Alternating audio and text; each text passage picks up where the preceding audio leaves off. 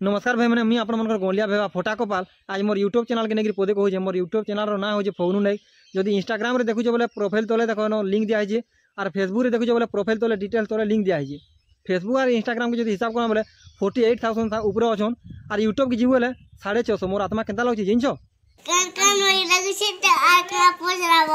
भाई मैंने मत बहुत लोग कहते वीडियो बनौतु पैसा बहुत कमौतु बोलतु से किए बुझावा यूट्यूब रे सब्सक्राइब दरकार टाइम वाइज दरकार व्यू दरकार बहुत किसी दरकार देख भाई मैंने जेन हुड़ा कुदा कर जो ब्लॉग वीडियो बनौन से आगे पलैन कि स्टोरी बनौन कंटेंट बनौन गाना बाजना शायरी केते घाटी होना से तले पड़न यहाँ सब भाग्यर कथा पब्लिक सपोर्ट उपर डिपेंड कर लोग जब मोटिवेट दे देव काम बोल जगह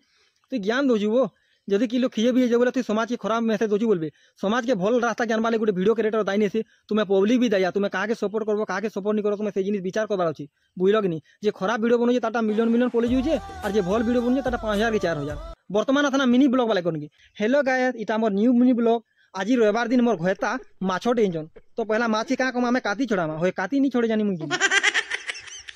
तापरे काना करमा झुरी के काटी देमा और सरसों तेल टी दे देमा सरसों तेल देकर झुरी के भाजी देमा और घिची आनमा फेर टी सरसों तेल देकर मसला मसली भाजी करी